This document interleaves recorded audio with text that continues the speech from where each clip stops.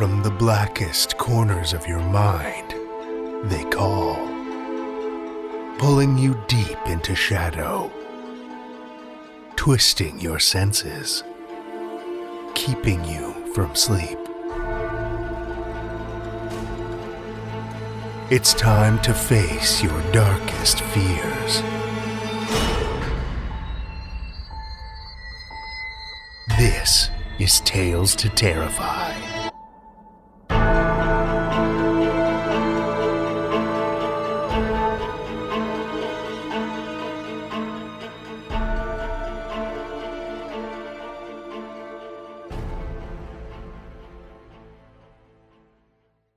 Good evening, children of the night, and welcome.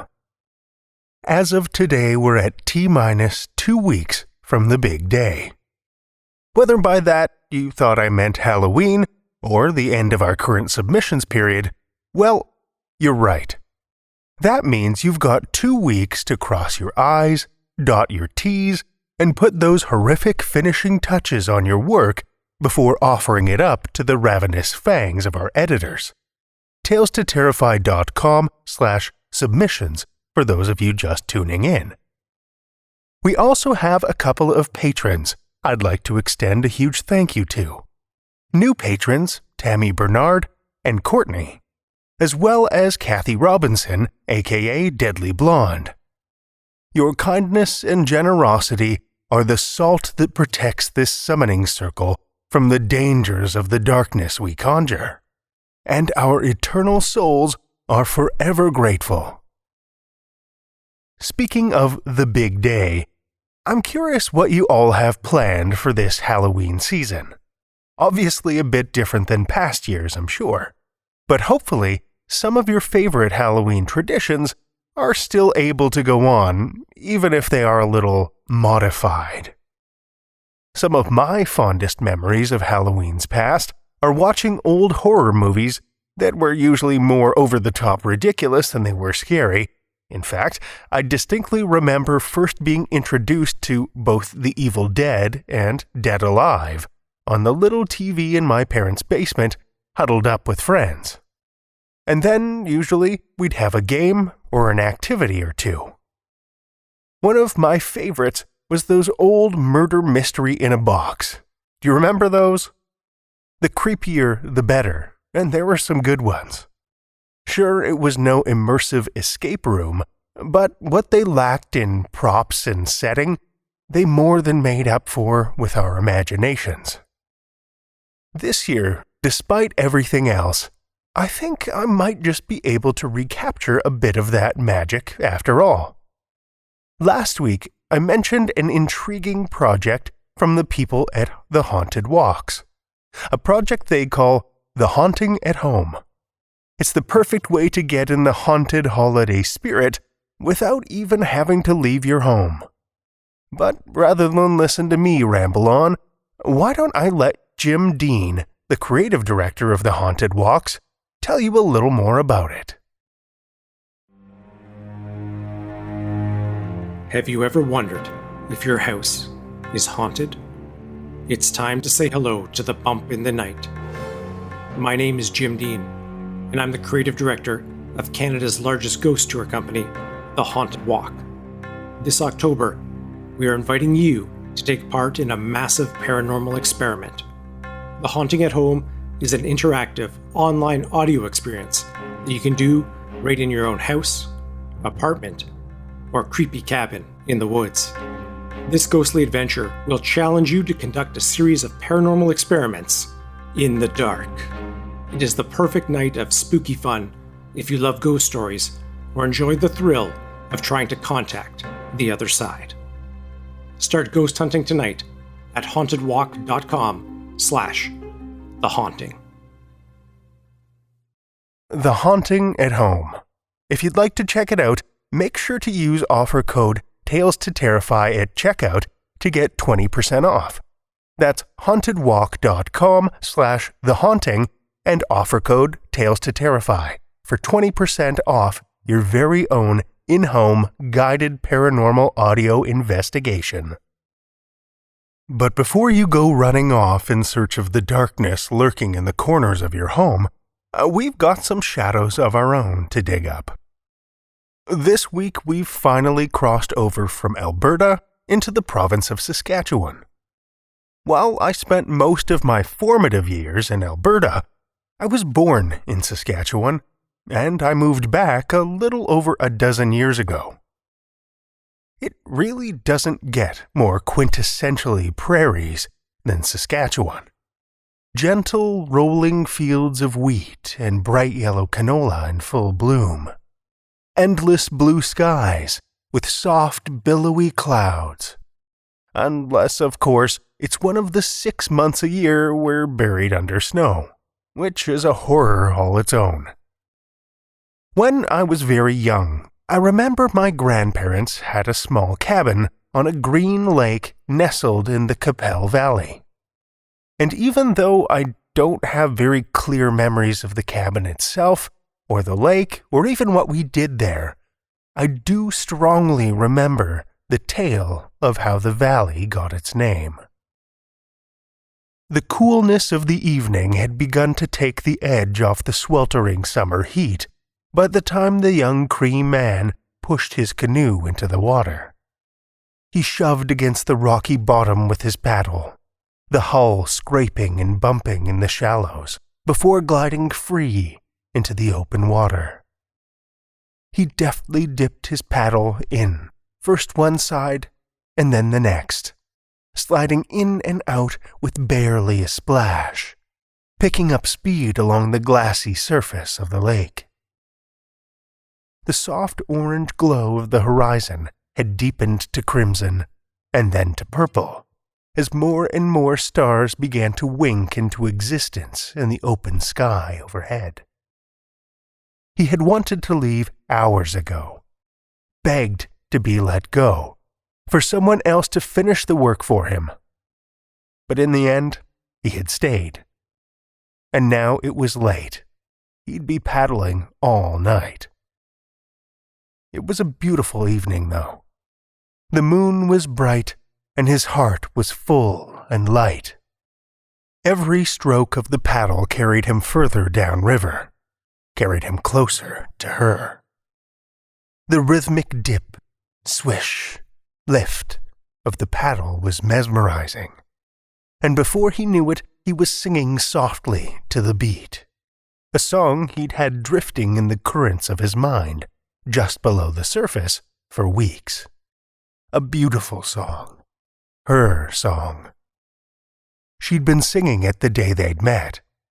Busy washing clothes at the riverbank, the melody swirling from her lips had drowned out the sound of his approach. At first, he'd been afraid to startle her, so intent she was on her work. But when she finally looked up and their eyes locked, her knowing, mischievous grin made him the one to flutter and gape. He was proud and well put together, a capable warrior and a strong member of his band. But staring into those dark eyes, she made him feel as weak as a newborn pup. His heart had barely stopped fluttering since that first meeting. And despite the distance between their camps, the span of 3 entire lakes joined by a single river, he made the trek as often as he was able. But soon, he wouldn't have to.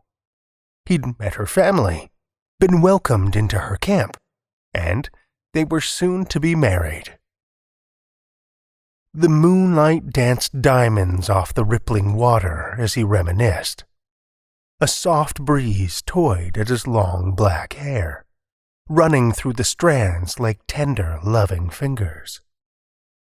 With each passing moment, the pull of his heart toward hers became stronger, and the volume and timbre of his song rose higher, echoing back at him from the empty green walls of the valley. But suddenly the gossamer threads of his song were sliced through with a single word, called to him from out of the darkness. His name. His voice silenced, and his paddle hung, poised over the water, dripping soft ripples into the glassy surface. He faltered at first, but then cried out in his native Cree, "Who's there?" And receiving no answer, he called again in French, the language of the white trappers, "Qu'Appelle." His words echoed and swirled around him, reflected and bounced back from the banks of the river. But no reply came. Had it been in his head? It must have been. This was empty land. There were no villages or settlements, and certainly no one who'd know him, especially at such a distance in the dark. He shook his head and dipped the paddle back in the water, slowly gaining speed and confidence as he became more convinced the sound had been in his imagination. And the further he traveled, the more certain he became, until from out of the darkness he heard it again, clearer, as if from everywhere and nowhere at once, somewhere both far away and from right next to him at the same time. Again he called out, "Qu'Appelle, who's there?" And again the only response was his own words echoed back to him. But the voice who had called to him, it sounded so familiar.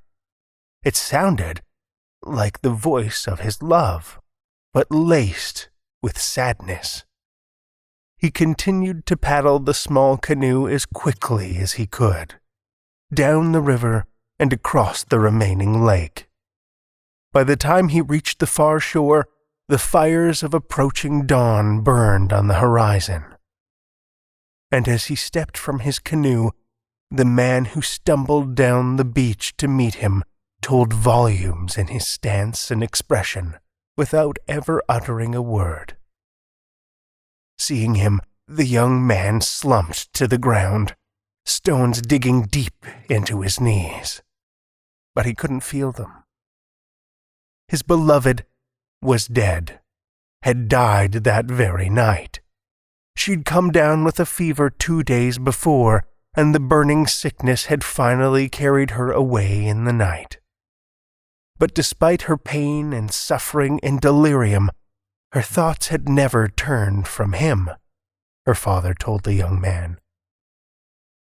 Her last act was calling out to you, he said, to call your name.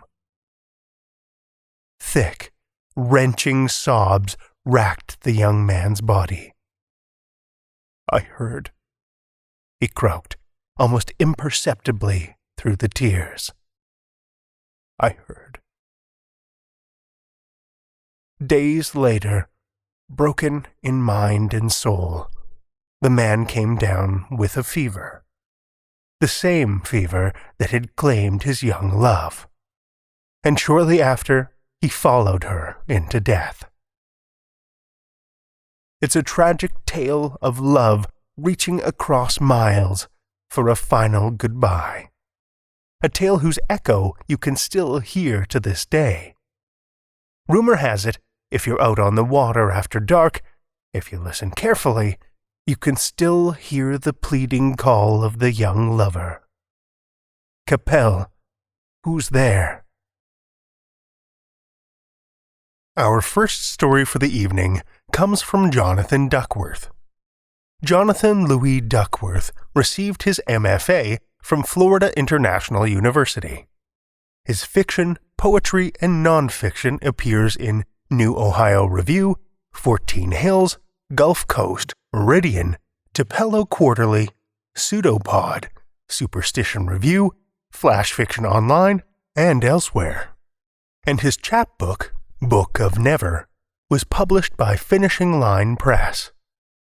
He has been nominated for Best New Poets, Best of the Net, and Best American Science Fiction and Fantasy. He is a PhD student at the University of North Texas. Children of the Night, join me for Jonathan Duckworth's Some Places It's Turnips, a Tales to Terrify original.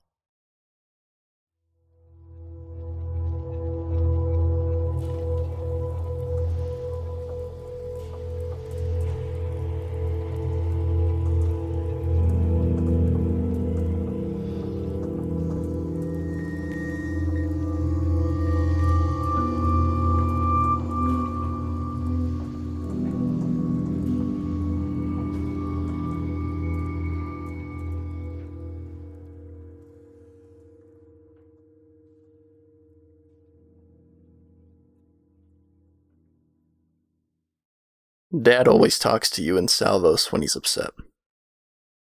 Why don't you want to see the potato? He asks you. Every man in town wants to see the potato. They pay top dollar to see the potato.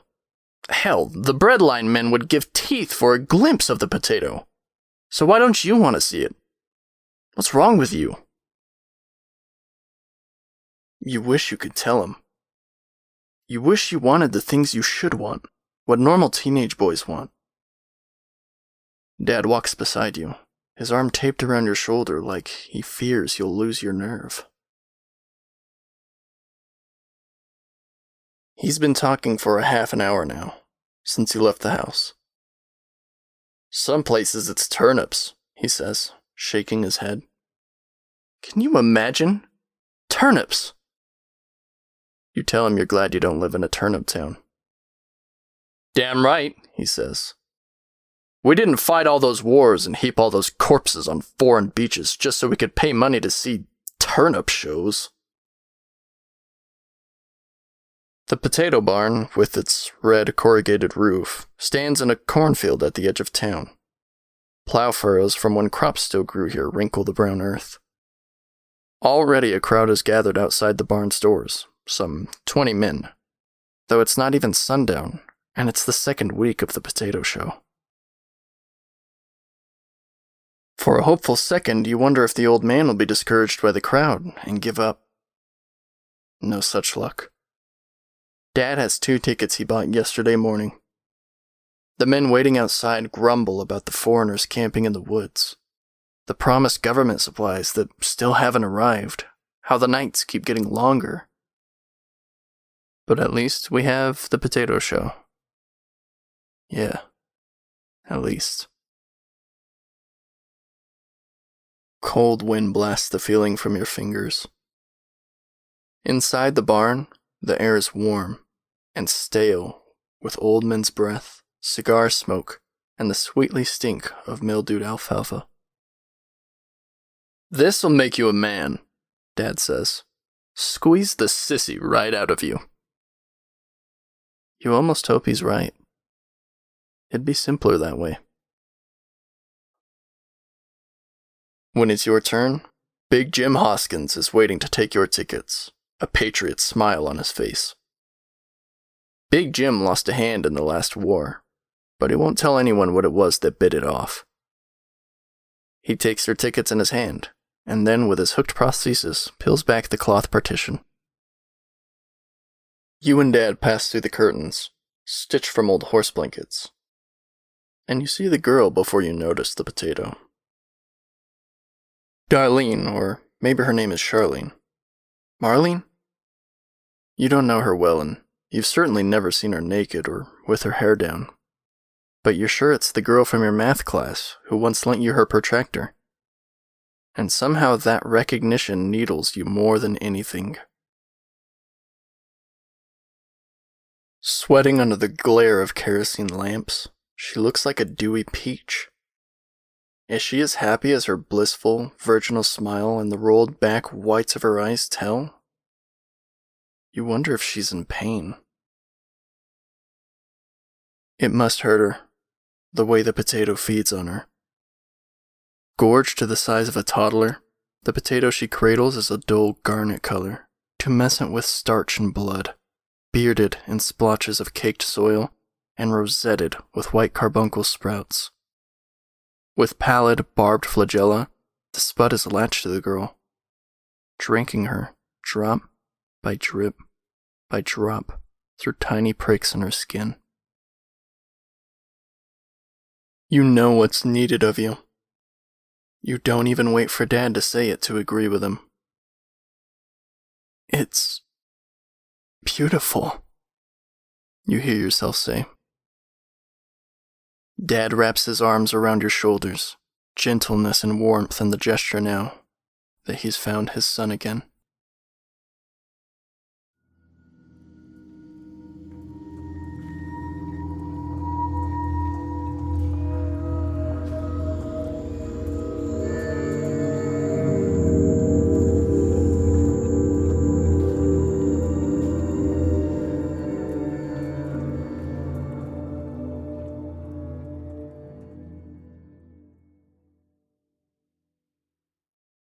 That was Jonathan Duckworth's Some Places It's Turnips, as read by Austin Stern. Austin Stern is a 22-year-old part-time college student from southwestern New Mexico and newcomer to all things narration. He thanks you for having him. And thank you, Austin. Our second story comes from Diane Callahan. Diane Callahan strives to capture her sliver of the universe through writing fiction, nonfiction, and poetry. As a developmental editor and ghost plotter, she spends her days shaping stories. Her YouTube channel, Quotidian Writer, provides practical tips for aspiring authors. You can read her work in Translunar Traveler's Lounge, Short Edition, and Riddled with Arrows, among others. Listen with me, children of the night, to Diane Callahan's A Smell Like a Hand Around the Throat, a Tales to Terrify original.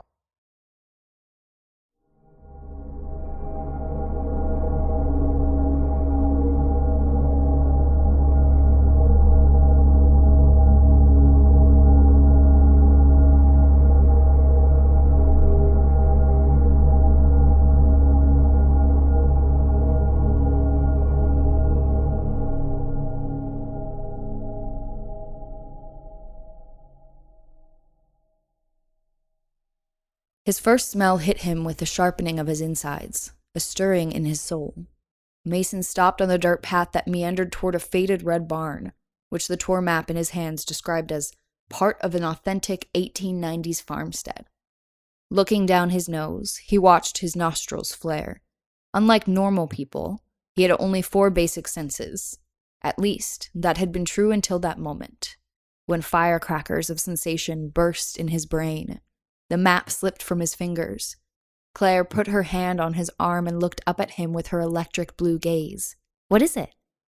Tears stung his eyes. "I can smell." "Oh my God, are you sure?" "It's so strong, and..." He took a big breath, heart pounding. The hyperreality of it all almost smothered him. "Mason, that's amazing!" His girlfriend sounded so gleeful, the other visitors probably thought he had just popped the question. An elderly couple had slowed to a crawl to witness the spectacle unfold. 25 years on this stench-soaked planet, and he'd never so much as known what it meant to smell the roses or kiss someone with garlic breath. Now, the whole world was anew. He wanted to bask in the heavy weight of this scent, which felt thick enough to wade in. A farm tour had been Claire's idea of a good date. Organic eggs, fresh meat, local folks who could talk for hours about the weather. She liked that sort of thing. Said it made her feel closer to God, if there ever was one. For the first time, Mason understood what she meant. "The smell. It's incredible," he murmured. Claire doubled over in hysterics. Her hair fell over her face in a blonde curtain, and her hyena laugh was definitely drawing sideways glances. "You're sniffing the air like a dog, and it's so..." Claire cracking up again, her face reddening as if she'd forgotten to breathe. Heat rose up his neck. "What? What is it?" "Holy crap, my stomach hurts." Claire wiped tears from her eyes, still shaking with laughter. "That's manure. What you're smelling is vast quantities of shit." As if to demonstrate that point, a cow mooed behind them. "Well, it doesn't smell that bad to me," Mason mumbled. "How do you even know the difference between a good and a bad smell?" She hugged his arm as her face calmed to a smile. "It's something you just know. A built-in feature, for most people anyway." Her eyes sparkled again. "Wait till you smell your first fart. Ooh, I see some honeysuckle." Claire practically dragged him off the path. Atop the barn, a weather vane spun and spun as the wind picked up, and gray clouds rolled in. Mason grinned. The cold, shock-to-the-tongue smell could only be that of an approaching thunderstorm, the scent of an awakening. At Dr. Leibowitz's office, Mason inhaled the unfamiliar odor of fear and sickness rubbed clean. The old doctor's brow furrowed as she examined his electronic chart. Congenital anosmia doesn't usually go away overnight, she said. This is pretty bizarre. What happened, do you think? Mason asked. Could be that your case was more psychosomatic than we thought. I don't see anything unusual in your scans. Have you noticed any other changes? Mason shrugged. I've always been able to taste the difference between salty and sweet a little bit, but now everything has a stronger flavor. Claire would lose her mind over a cupcake or hot chicken, but eating had never inspired the same worship in him it did for other people. Even now that he'd regained his lost sense, the food itself interested him less than the resulting aromas that curled into the atmosphere. Right, you have normal taste receptors, but with this added olfactory component, now you can distinguish between smells. Dr. Leibowitz leaned against the counter. We just want to be sure this isn't triggered by some other issue. Like a brain tumor? It seemed like an imbalance in the universe to be gifted something without an equivalent consequence. The Lord giveth and the Lord taketh away and all that. She shook her head. No need to worry. Go out and enjoy yourself. We've got some pine trees across the street. I always take a big whiff on my way in. Mason smiled. What do they smell like? Refreshing. Kind of minty, maybe? At Mason's blank look, she laughed. You can add that to your bucket list of smells. Mason thanked her, and on his way out, he pumped a glob of hand sanitizer into his palm. Rubbing it into his skin, he wrote a new entry in his mental log. Hand sanitizer, a small strike of lightning. Since the change, Claire had introduced him to every category of smell. Warm chocolate chip cookies were like a good nap on a summer afternoon. The drool-inducing musk of bacon had stirred the primal urge to rip animal flesh with his teeth. Claire had torn leaves from her lavender plant, her favorite smell, but he swatted it away with a choked sound. It had been too much like licking soap.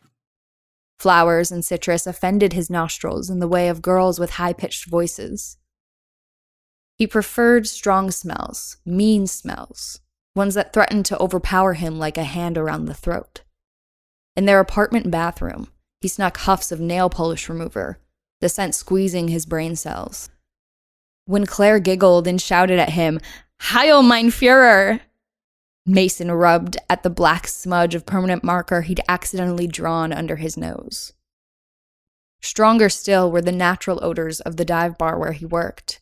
Behind the bar, he took out the little black book he now kept in his pocket, its fresh pages already dog-eared into sections. Cigarette smoke felt like playing darts in the desert. Alcohol, the dreamlike feeling of wandering darkened streets. And human bodies cramped into small spaces were a suffocating miasma of hubris. Find any new ones?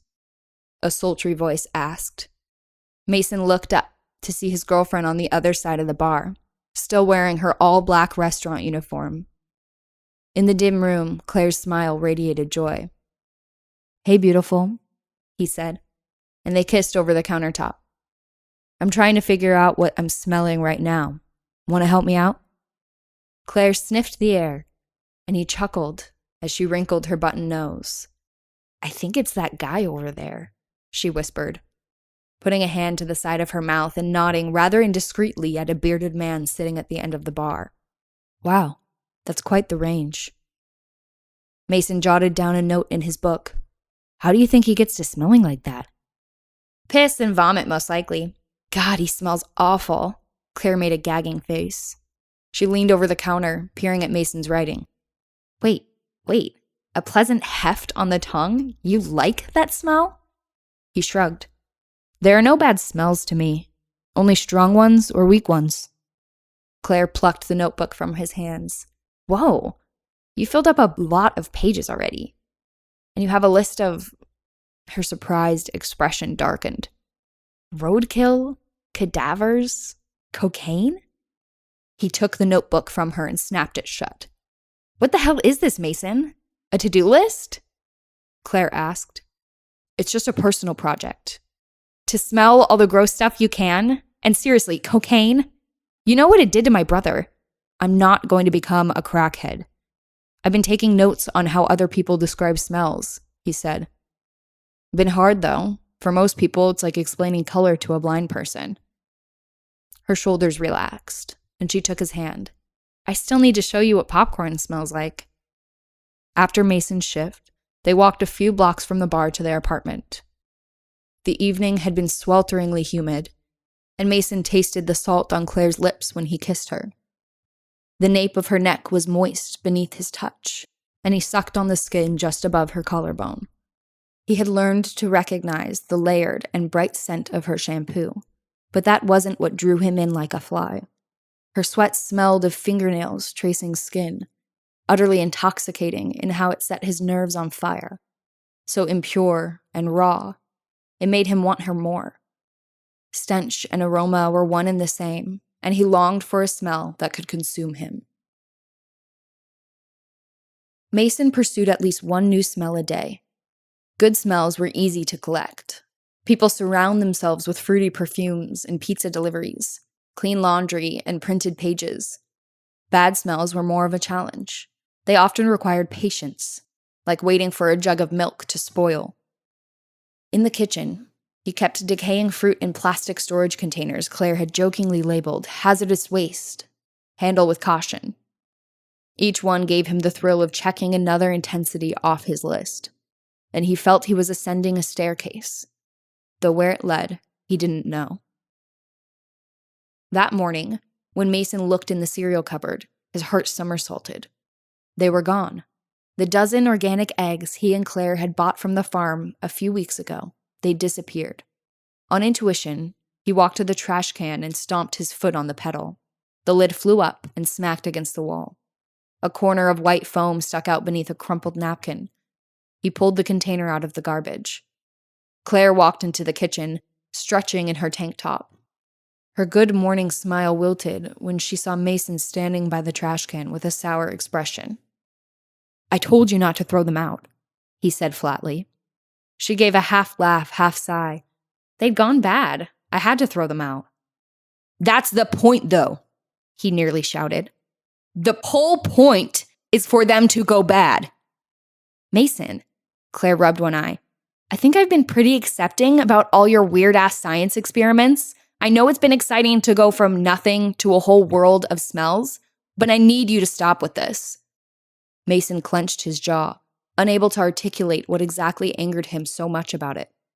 I just need to keep them for a few more weeks, and then I'll throw them out. Claire shook her head. It makes me lose my appetite to have rotting food all over the kitchen. It's gross. Panic raced through him as he looked between her face and the carton of eggs in his hand. 2 more weeks. That's all I want, he begged. She pressed her lips together, then spoke quietly. Fine. Mason put the eggs back in the cupboard, and the pressure lifted from his chest. Down the hall, the shower turned on, with Claire having left him alone as soon as she could. He didn't know how to explain to her that the smells that made him feel the most alive were the ones that reeked of death. 2 weeks later, he won his rotten eggs. They smelled glorious, a gas turned solid, a numb tongue after running a marathon, a burn from a hot stove that let you know your body was oh so real. He paced the apartment and kept going back to refill his nostrils with that beautiful scent. Claire had been working longer shifts at the restaurant lately, but he ached to share his new discovery with her. When she came through the door, he grabbed her arm. You have to smell this, he said, grinning. I promise you, it's wild. Let me shower first. I feel gross. Claire's mascara was smudged, her hair in a sloppy ponytail. She tried to move past him, but he stepped in her path. It'll only take a second, Mason insisted. Wait, why aren't you at work? She asked. Don't you usually have the night shift on Saturdays? Donnie is covering for me, he said quickly. What? Why? He shrugged. My boss told me not to come in tonight.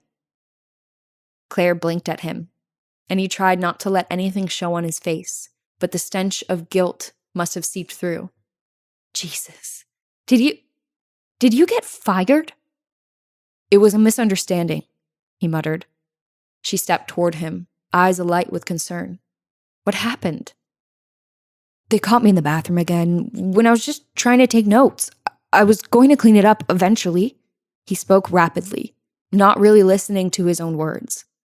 He remembered how it had felt to be on his hands and knees, inhaling every bit of the mess and trying to immerse himself in each individual note. Claire's expression filled with something worse than anger or disbelief. Pity. "I think you need help, Mason," she whispered. She rubbed his arm, avoiding his gaze. "You don't really believe that, do you?" Mason put a trembling hand on her face, and his thumb caressed her warm cheek. He inhaled sharply, then froze. Beneath the scent of her shampoo loitered a whiff of deviance, something that didn't belong. He had smelled it on younger men at the bar, who wore it with an air of unearned confidence. He pulled her into a hug, and she deflated into him. Cologne drenched her skin, staining her like gasoline. His arms shook as they tightened around her body. His hand pressed the back of her neck, keeping her close to him. "Mason?" Her muffled voice held an undercurrent of panic. "Who is he?" he asked, without emotion. She stiffened. "Sorry, I just smell like the restaurant. I need to go shower." Mason said nothing. "I need to shower," she repeated. Where she'd once been elated at his yearning to rediscover the world, now she produced only bitter scorn and smells that didn't belong to her. She had her fragile, flowery perfumes and that redolent cologne, these cloying, sickly sweet lies. But the world's most potent truth lay hidden in blood and vomit and decay. What right did she have to disdain that godlike power? He loosened his hold, and Claire pulled away. Once she stepped past him, he picked up the glass container of potpourri on the end table and swung it at her head. She cried out as she fell, hitting the coffee table on her way down. Mason smelled it before he saw it. Heady, hot, entirely new. A brownish pink spot soaked the beige carpet. He knelt beside the body, dipping his fingers into the dripping red liquid around her crown. He brought his scarlet-coated fingertips to his nose and closed his eyes, swallowing hard as the sensation devoured him. Within that scent, his selfhood evaporated, leaving behind only that hypnotic force of the strong crushing the weak. He lifted Claire in his arms, bridal style, and took her to the tub. Soon, the whole house would bloom with rot.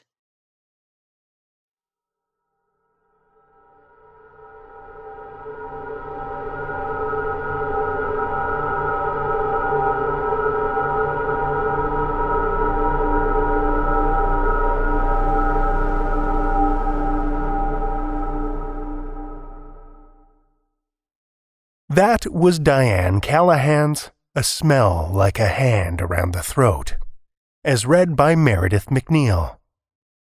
Meridith McNeill is an actor and comedian living in Los Angeles. You can find her performing improv or walking, seemingly forever, with her dog Presley. Thank you, Meridith.